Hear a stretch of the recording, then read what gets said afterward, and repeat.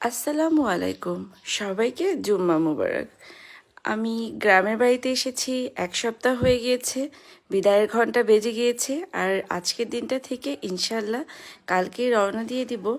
তো শেষের দিন আমি ঘুরে ঘুরে দেখছিলাম আম্মা কি কি গাছ নতুন লাগিয়েছে।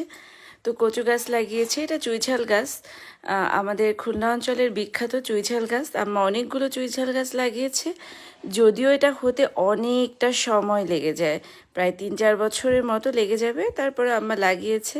আমি খুব একটা পছন্দ করি না, বাট আমার বোনেরা ভীষণ পছন্দ করে। তো যাই হোক, ওদের জন্যই লাগানো হয়েছে। তো দেখতে কিন্তু ভীষণ সুন্দর লাগছে, মাশাআল্লাহ। গাছগুলো ভীষণ তরতাজা। তো ইনশাআল্লাহ খুব দ্রুত এটা আমাদের কাজে লাগবে। যাই হোক, এদিকে আমড়া গাছে প্রচুর আমড়া হয়েছিল, আমি দেখছিলাম। আমরাও আমি খুব একটা পছন্দ করি না, তারপরও দেখতে কিন্তু ভীষণ ভালো লাগে। আবার এটা লিচু গাছ, যেহেতু লিচুর সিজন অলমোস্ট শেষ, লিচুও শেষ।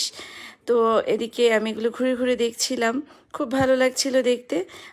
আর এসে দেখি আম্মা পিঠা বানাচ্ছে। এটা আমার খুব প্রিয় পিঠা, আমি খুব পছন্দ করি।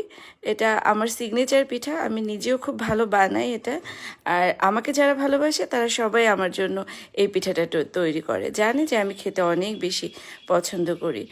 তো আমি দেখছিলাম আম্মা আবার এই পিঠাটা খুব একটা ভালো পারে না, তারপরেও মেয়ের জন্য, মেয়ের পছন্দ, তাই সে বানাচ্ছিল।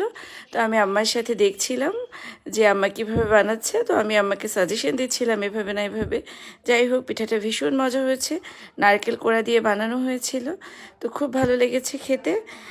মায়ের ভালোবাসা এরকমই, যেটা পারে সেটা তো করে খাওয়াই, যেটা পারে না সেটাও চেষ্টা করে মেয়েকে ভালোবেসে যে না খেলে আমার ভালো লাগবে।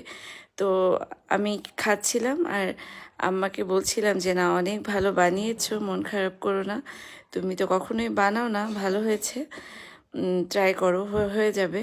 তো আলহামদুলিল্লাহ, আল্লাহ হাফেজ।